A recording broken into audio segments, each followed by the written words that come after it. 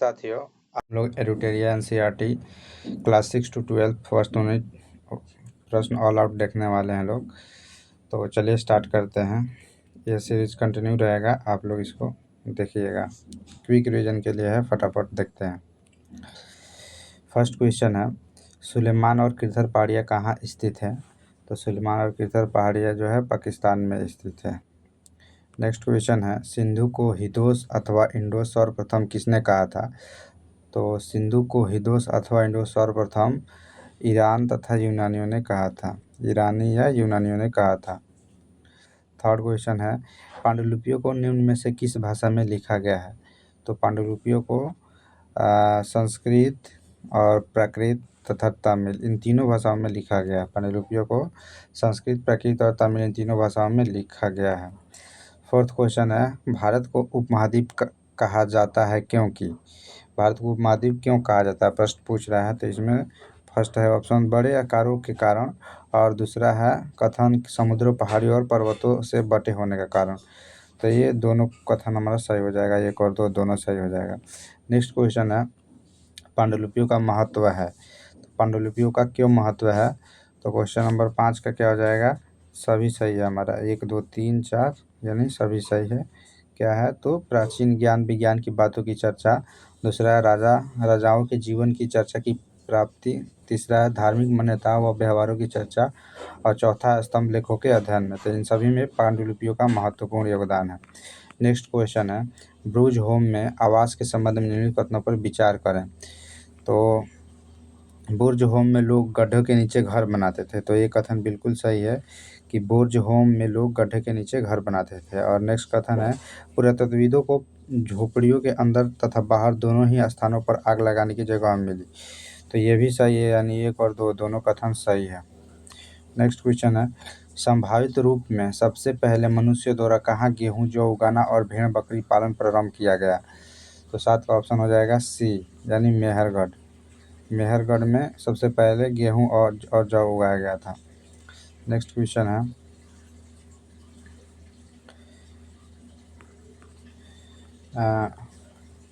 Question number 8 है, 12,000 साल पहले घास वाले मैदान क्यों बनने लगे?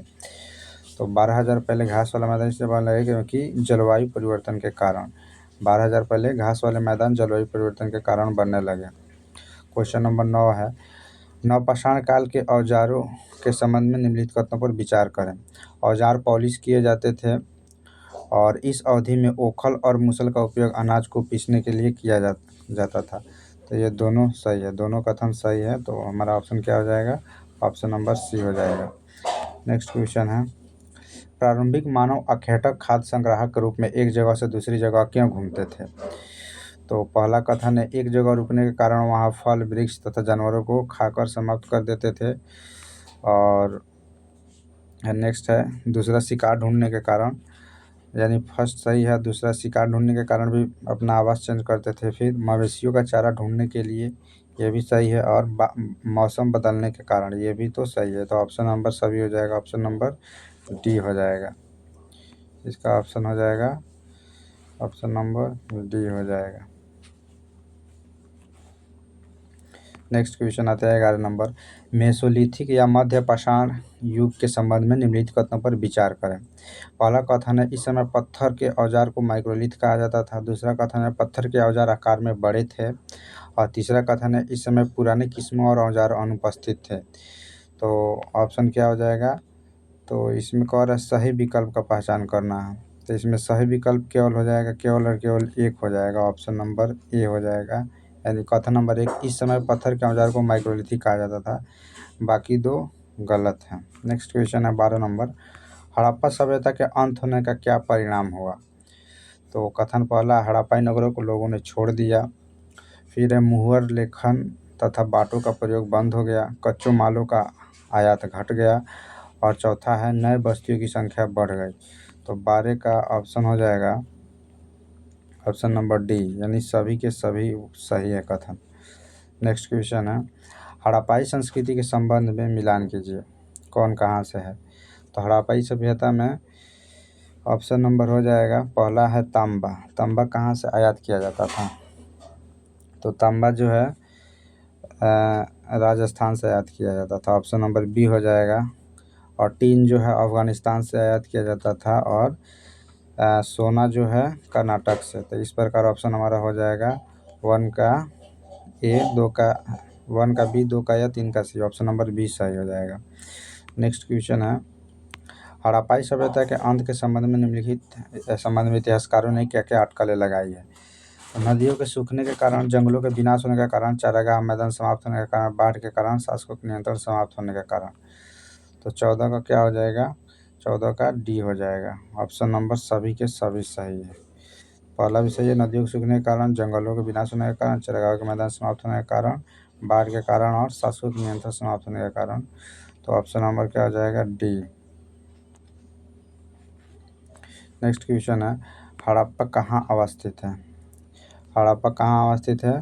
तो ऑप्शन नंबर बी हो जाएगा, पाकिस्तान के पंजाब प्रांत में। सिंध प्रांत में नहीं है, सिंध प्रांत में तो मोहनजोदाड़ो है। हड़प्पा के पंजाब के प्रांत में है। नेक्स्ट क्वेश्चन है, महान स्नानागार। महान स्नानागार कहाँ अवस्थित है? तो सब लोगों को पता होगा। ऑप्शन नंबर क्या हो जाएगा? मोहनजोदाड़ो। महान स्नानागार कहाँ है? तो मोहनजोदाड़ो में है। नेक्स्ट क्वेश्चन, निम्न में से अग्निकुंड कहाँ मिले हैं? तो अग्निकुंड के साक्ष्य कहाँ से मिले हैं? तो ये कालीबंगा से मिला है। अग्निकुंड कहाँ से मिला है? तो कालीबंगा से मिला है, और हो जाएगा लोथल से मिला है। कालीबंगा और लोथल से अग्निकुंड के साक्ष्य मिला है। नेक्स्ट है, हवाई नगरों की प्रमुख विशेषता क्या थी? हड़प्पाई नगरों की प्रमुख विशेषता क्या थी? तो क्वेश्चन नंबर पहला है विशाल स्नानागार, योजनाबद्ध निर्माण और पकाई गई ईंटों का प्रयोग। तो ये हो जाएगा सभी के सभी, ये सभी उसकी विशेषताएं थी। ऑप्शन नंबर डी हो जाएगा। नेक्स्ट क्वेश्चन है, क्वेश्चन नंबर 19, इनाम गांव के प्राचीन स्थलों के संदर्भ में निम्नलिखित कथनों पर विचार कीजिए। यह घोड़ा नदी के तट पर स्थित एक पुरातात्विक स्थल है जो भीमा नदी की एक सहायक नदी है। और दूसरा कथन है, इस स्थल पर लगभग 3600 से 2700 ईसा पूर्व प्राचीन मानवों का विकास था। तो पहला ऑप्शन तो सही है कि यह घोड़ नदी के तट पर स्थित एक पुरातात्विक स्थल है जो भीमा नदी की एक सहायक नदी है। और दूसरा भी सही है, इस स्थल पर लगभग 3600 से 2700 वर्ष पूर्व प्राचीन मानवों का निवास था। लेकिन तीसरा नंबर क्या हो जाएगा? गलत हो जाएगा। तो इस तरह ऑप्शन हो जाएगा, ऑप्शन नंबर केवल एक सही है। नेक्स्ट क्वेश्चन है, ऋग्वैदिक काल में दासों के साथ कैसा व्यवहार किया जाता था? तो ऋग्वैदिक काल में दासों के साथ उन्हें उनके मालिकों की संपत्ति माना जाता था। ऑप्शन नंबर ए हो जाएगा। नेक्स्ट क्वेश्चन है, ऋग्वैदिक काल के दौरान प्रचलित राजनीतिक व्यवस्था के बारे में सत्य कथन का चयन करें। ऑप्शन नंबर क्या हो जाएगा?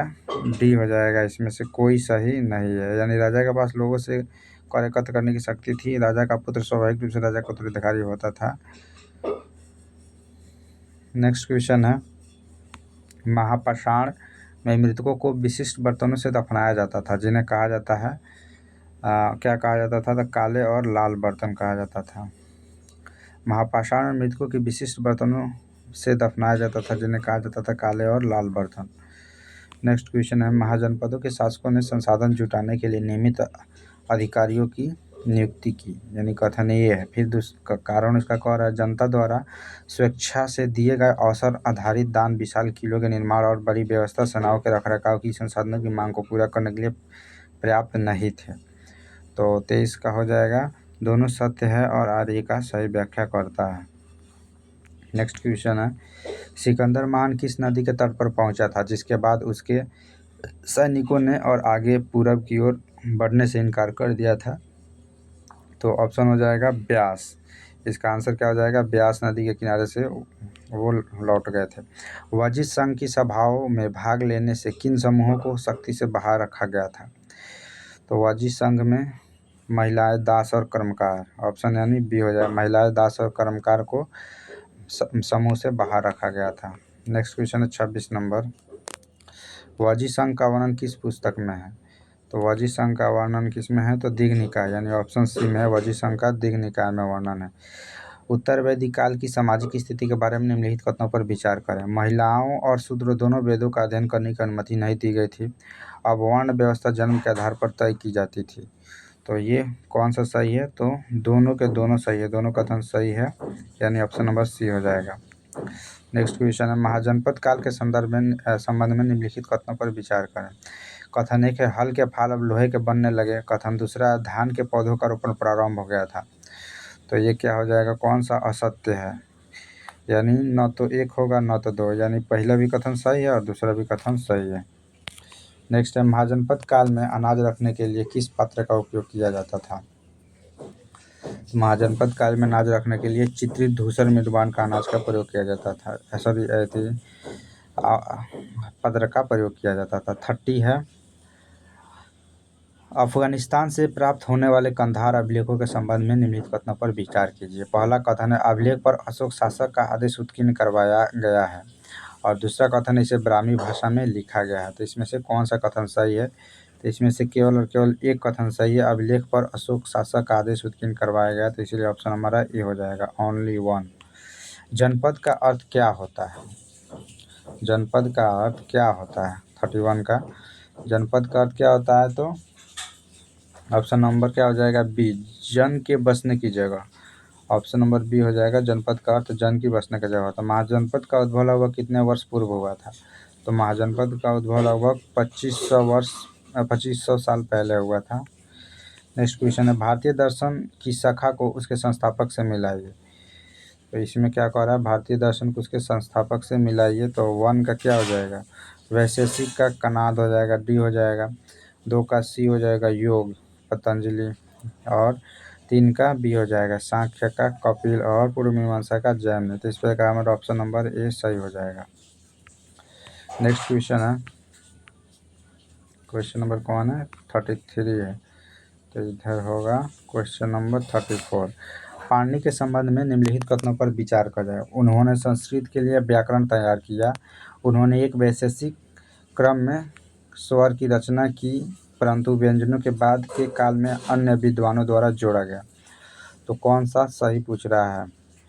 तो 34 का हो जाएगा ए, केवल एक हमारा सही होगा, ऑप्शन नंबर ए, यानी पहला कथन सही है कि उन्होंने संस्कृत के लिए व्याकरण तैयार किया। नेक्स्ट क्वेश्चन है, भगवान बुद्ध ने अपना पहला उपदेश कहाँ दिया था? तो भगवान बुद्ध ने, आसान सा क्वेश्चन है, सब जानते हैं, भगवान बुद्ध ने अपना पहला उपदेश सारनाथ में दिया था। नेक्स्ट क्वेश्चन है, बुद्ध की शिक्षाओं के संदर्भ में निम्नलिखित कथनों पर विचार कीजिए। बुद्ध ने दुख का कारण तृष्णा लालसा को बताया। दूसरा है, उन्होंने कहा आत्मसंयम अपनाकर मनुष्य तृष्णा से मुक्ति पा सकता है। तो 36 का हो जाएगा, ऑप्शन नंबर सी, दोनों सही है हमारा, यानी पहला भी कथन सही है, दूसरा भी सही है। नेक्स्ट क्वेश्चन है, उपनिषद शब्द का सही अर्थ क्या है? तो उपनिषद शब्द का सही अर्थ है गुरु के समीप बैठना, ऑप्शन नंबर बी हो जाएगा, गुरु के समीप बैठना। नेक्स्ट है, संस्कृत व्याकरण की रचना किसने की थी? तो संस्कृत व्याकरण की रचना जो है सी हो जाएगा, पाणिनि ने की थी। संस्कृत व्याकरण की रचना पाणिनि ने की थी। स्वामी महावीर ने अपनी शिक्षा किस भाषा में दी थी? तो स्वामी महावीर ने अपनी शिक्षा जो है प्राकृत भाषा में दी थी, प्राकृत ने। और महात्मा बुद्ध, भगवान बुद्ध ने, महात्मा बुद्ध ने पाली भाषा में दिया था, ऑप्शन नंबर बी हो जाएगा। जैन धर्म के संदर्भ में निम्नलिखित कथनों पर विचार कीजिए। मुख्यतः व्यापारियों ने जैन धर्म का समर्थन किया। दूसरा कथन है, साधारणतः किसान वर्ग के लोगों ने जैन धर्म को स्वीकार नहीं किया। तो 40 का हो जाएगा, 1 और 2 दोनों सही है, पहला भी कथन सही है और दूसरा भी कथन सही है। नेक्स्ट क्वेश्चन है, संघ में रहने वाले बौद्ध भिक्षु के लिए बनाए गए नियमों का संकलन किस ग्रंथ में मिलता है? नियमों का संकलन किन में मिलता है? तो 41 का डी हो जाएगा, विनय पिटक में मिलता है। नियमों का संकलन विनय पिटक में मिलता है, ऑप्शन नंबर डी हो जाएगा। नेक्स्ट क्वेश्चन है, निम्नलिखित में से कौन सा कथन जो है बौद्ध संघ के संदर्भ में सही नहीं है? तो संघ के पुरुषों और स्त्रियों के रहने के लिए अलग अलग व्यवस्था थी। सभी व्यक्तियों में संघ में ले सकते थे, और संघ में प्रवेश के लिए बच्चों को अपने माता पिता से अनुमति लेनी होती थी। विवाहित स्त्रियों को संघ में प्रवेश के लिए अपने माता पिता से अनुमति की आवश्यकता होती थी। तो इनमें कौन सही नहीं पूछ रहा है? तो ऑप्शन नंबर डी हो जाएगा, सही नहीं है। नेक्स्ट क्वेश्चन है 43 नंबर, महायान के संदर्भ में निम्नलिखित कथनों पर विचार कीजिए। ये बौद्ध धर्म से संबंधित है। इन्होंने बौद्ध धर्म में मूर्ति पूजा को बढ़ावा दिया था। तो 43 का हो जाएगा, ऑप्शन नंबर सी, दोनों के दोनों सही है, यानी महायान बौद्ध धर्म से संबंधित है।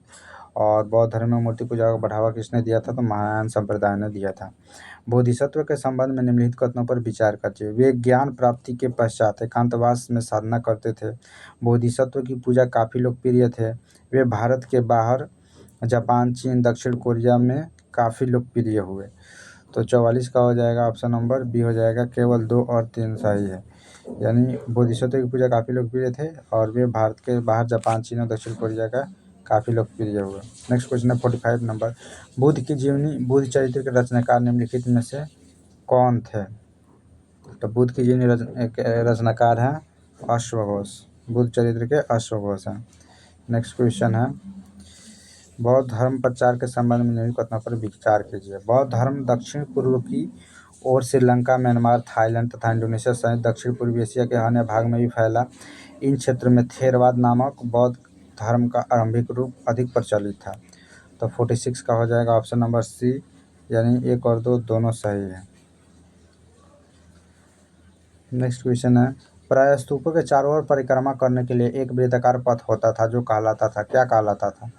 तो 47 का क्या हो जाएगा? 47 का हो जाएगा प्रदक्षिणा।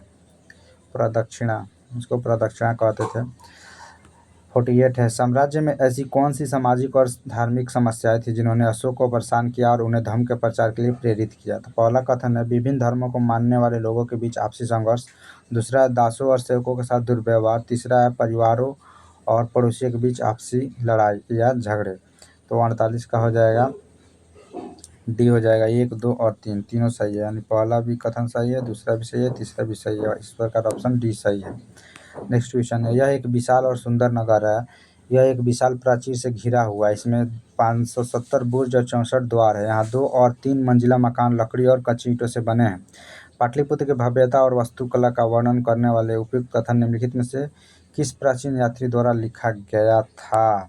तो ऑप्शन नंबर क्या हो जाएगा? 49 का मेगास्थनीज पाटलिपुत्र का वर्णन करता है जो चंद्रगुप्त मौर्य के दरबार में रहता था। आप लोग इसके बारे में जानते होंगे। नेक्स्ट है 50 नंबर क्वेश्चन। निम्नलिखित में से कौन सा कथन मौर्य काल के दौरान करों और नजराने के बीच के अंतर को सबसे अच्छी तरह स्पष्ट करता है? तो ऑप्शन नंबर क्या हो जाएगा? सी हो जाएगा। कर नियमित थे, नजराना अनियमित था और कमोबेश स्वेच्छा से दिया जाता था। तो ये सी हो जाएगा। 51 है मौर्य साम्राज्य की स्थापना लगभग 2300 साल पहले हुई थी। इसके संस्थापक निम्नलिखित में से कौन से? तो ये तो आसान सा क्वेश्चन है, सब लोग जानते हैं मौर्य साम्राज्य चंद्रगुप्त मौर्य थे। 51 का बी हो जाएगा। नेक्स्ट क्वेश्चन है मौर्य साम्राज्य में निम्न में से कौन सा नगर उत्तर, पश्चिम और मध्य एशिया के लिए आने जाने का प्रमुख मार्ग था? तो इसमें कौन सा हो जाएगा? तो 52 का सी हो जाएगा। तक्षशिला था जो आने जाने का कार्य करता था। नेक्स्ट क्वेश्चन है चंद्रगुप्त मौर्य के दरबार में जो पश्चिम एशिया के यूनानी राजा सेल्यूकस निकटर का राजदूत था उसका नाम क्या था?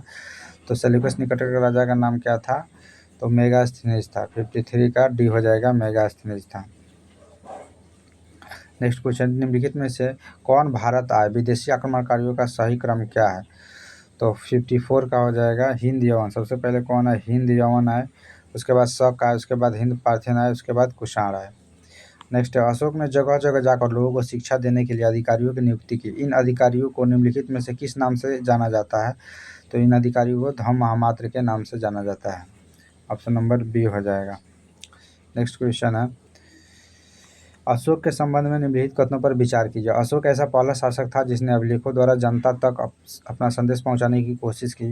अशोक के ज़्यादातर अभिलेख खरोष्ठी लिपि में हैं। अशोक ने अपने एक अभिलेख में कलिंग युद्ध का वर्णन किया है। तो कौन सा कथन सही है? तो ऑप्शन नंबर सी सही है, यानी 1 और 2 सही है। 1 और 3 सही है। नेक्स्ट क्वेश्चन है निम्नलिखित में किन स्थानों पर अशोक के शिलालेख प्राप्त हुए हैं? किन स्थानों से अशोक के शिलालेख प्राप्त हुए हैं? तो कंधार से प्राप्त हुआ है और ब्रह्मगिरी से प्राप्त हुआ है, जौगढ़ से प्राप्त हुआ है, गिरनार से प्राप्त हुआ है और लुम्बिनी से प्राप्त हुआ है, यानी सभी जगह से प्राप्त हुआ है। नेक्स्ट क्वेश्चन है कौन है? 58 नंबर है। अशोक ने धम्म के विचारों को प्रसारित करने के लिए अपने राजदूत को निम्नलिखित में से कहाँ भेजा था? तो अपने राजदूत को उसने सभी जगह भेजा। सीरिया भेजा, मिस्र भेजा और श्रीलंका भेजा, यानी इस तरह सभी जगह भेजा। मौर्य साम्राज्य में अक्सर राजकुमारों को कौन सा पद दिया जाता था? तो मौर्य साम्राज्य में राजकुमारों को राज्यपाल यानी गवर्नर का पद दिया जाता था। प्राचीन दक्षिण भारतीय इतिहास के संदर्भ में कैडेसियर और अधिमयी शब्दों का प्रयोग प्रायः निम्नलिखित में से किस श्रेणी को दर्शाने के लिए किया जाता था? तो इसका जो है ऑप्शन नंबर सी हो जाएगा, यानी भूमिहीन कृषि मजदूर और दास के लिए ये शब्द इस्तेमाल किए जाते थे। 61 नंबर है, संगम मुवेंदार द्वारा धन और संपत्ति एकत्र करने के तरीके के बारे में निम्नलिखित में से कौन सा कथन सही है? तो ये हो जाएगा ऑप्शन नंबर बी हो जाएगा, वे नियमित कर नहीं वसूलते थे, इसके बजाय वे उपहार और भेंट लेते थे। नेक्स्ट क्वेश्चन 62 नंबर है, सिल्क रूट पर नियंत्रण रखने वाला शासकों में सबसे प्रसिद्ध कौन सा वंश है? तो सिल्क रूट पे सबसे ज़्यादा कुषाण वंश जो है वो उसको नियंत्रित करता था, सिल्क रूट को। रोमन साम्राज्य में भारत के किस वस्तु की मांग सबसे अधिक थी? तो रोमन साम्राज्य में भारत में काली मिर्च की मांग जो है सबसे अधिक थी। नेक्स्ट क्वेश्चन है, संगम साहित्य निम्नलिखित में से किससे संबंधित है? तो संगम साहित्य जो है वो तमिल भाषा से संबंधित है, तमिल भाषा से संबंधित संगम साहित्य। उपमहाद्वीप में लोहे का प्रयोग लगभग कब से शुरू हुआ था?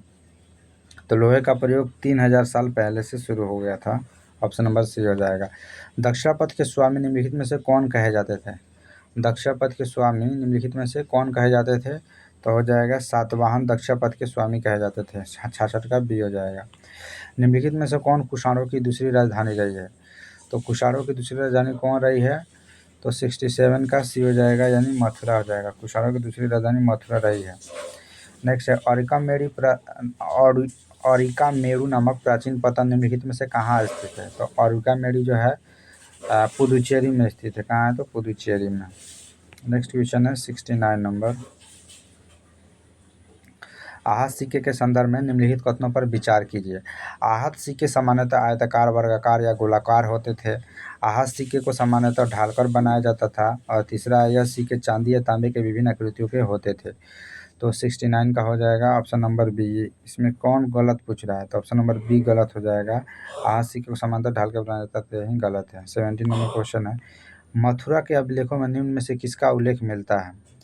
तो मथुरा के अभिलेखों में हो जाएगा, इसमें सुनारों का भी मिलता है और लोहार एवं बुनकरों का भी मिलता है, तथा तीसरा है टोकरी एवं माला बनाने वालों का, तो इसका भी मिलता है।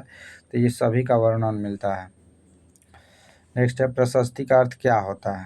तो प्रशस्ति का अर्थ होता है प्रशंसा होता है, ऑप्शन नंबर सी हो जाएगा। प्रशस्ति का अर्थ प्रशंसा होता है। समुद्रगुप्त की नीतियों का वर्णन किसने किया है? समुद्रगुप्त की नीतियों का वर्णन जो है वो हरिसेन ने किया है, क्योंकि हरिसेन समुद्रगुप्त के वो दरबारी कवि था। हरिसेन ने प्रयाग प्रशस्ति में दक्षिणापथ के शासकों की संख्या कितनी बताई है? तो हरिसेन ने शासकों की संख्या बताई है 73 बताई है, सॉरी 73। क्वेश्चन नंबर का ऑप्शन नंबर बी हो जाएगा, 12 बताई है। और नेक्स्ट है, विक्रम संवत की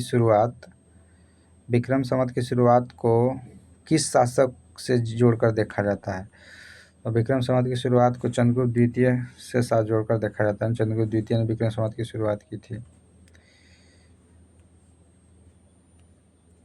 नेक्स्ट क्वेश्चन है, हर्षवर्धन को नर्मदा नदी के तट पर किसने रोका? हर्षवर्धन को नर्मदा नदी के तट पर किसने रोका था? तो पुलकेशिन द्वितीय ने रोका था हर्षवर्धन को नर्मदा नदी के तट पर। नेक्स्ट है, पुलकेशिन के बारे में निम्नलिखित में से कौन सा कथन सही नहीं है? पुलकेशिन के बारे में कौन सा कथन सही नहीं है? तो गुप्तों के खिलाफ लड़ाई में उनकी मृत्यु हो गई, यही बात जो है वो गलत है, बाकी सब सही है। कि एहोल शिलालेख पुलकेशिन द्वितीय की विजय का वर्णन करता है। तीसरा है, नरसिंह वर्मन ने पुलकेशिन द्वितीय को हराया और वातापी पर कब्जा कर लिया। और पुलकेशिन द्वितीय ने 610 से 642 तक शासन किया। ये बिल्कुल सही है, ऑप्शन नंबर बी हो जाएगा। नेक्स्ट क्वेश्चन है 77, लगभग 1500 वर्ष पहले बने दिल्ली के मेहरौली लौह स्तंभ में निम्नलिखित में से किस शासक का जिक्र किया गया है? तो क्वेश्चन नंबर 77 का हो जाएगा, ऑप्शन नंबर ए हो जाएगा, चंद्र शासक का जो है उल्लेख किया गया है। निम्नलिखित में से कौन सा मिलान गलत है? तो इसमें कौन सा मिलान गलत है? तो मणिमेखलई, यही गलत हो जाएगा, option number B इलिंगो। Aryabhatiyam Aryabhata का है, मेघदूत कालिदास का है और शिल्पाधिकारम इलिंगो का है। नेक्स्ट है 78 है, क्वेश्चन नंबर 78 था। आप देखते हैं 79, निम्नलिखित में से कौन सा युग्म सही सुमेलित नहीं है? तो इसमें से पूछा जा रहा है कौन सही नहीं है। तो ऑप्शन नंबर क्या हो जाएगा, केवल 3, यानी ऑप्शन नंबर बी हो जाएगा, वेदिका, गर्भगृह के ऊपर स्थित शिखर। बाकी सब सही है। धातु मंजूषा अवशेष या मूल्यवान वस्तुओं को रखने का पात्र था। उसके बाद में प्रदक्षिणा पथ स्तूपों के चारों ओर परिक्रमण हेतु मार्ग था, और तोरण वह स्तूप या वेदिका को अलंकृत प्रवेश द्वार था। नेक्स्ट क्वेश्चन 80 नंबर और लास्ट क्वेश्चन है, क्योंकि ये क्लास 6 का एनसीईआरटी है हिस्ट्री, इसमें सिर्फ 80 क्वेश्चन है टेस्ट का। 80 नंबर है, महाबलीपुरम के एकाश्मिक मंदिरों के संदर्भ में निम्नलिखित कथनों पर विचार कीजिए। इन मंदिरों का निर्माण एक ही विशाल चट्टानों को तराशकर किया गया है। दूसरा कथन है, इनके निर्माण में नीचे से ऊपर की ओर पत्थरों को जोड़ा जाता था। और तीसरा कथन है, ये ईंट निर्मित मंदिरों से निर्माण पद्धति की दृष्टि से भिन्न थे। तो कौन सा कथन सही हो जाएगा, तो 80 का हो जाएगा ऑप्शन नंबर ए हो जाएगा, 1 और 3 सही है, यानी कथन नंबर 1 सही है और तीसरा सही है। तो क्वेश्चन नंबर आज का क्लास 6 का कंप्लीट हुआ। नेक्स्ट वीडियो में क्लास 6 का दूसरा टेस्ट आएगा। तब तक के लिए धन्यवाद। चैनल को सब्सक्राइब जरूर करें।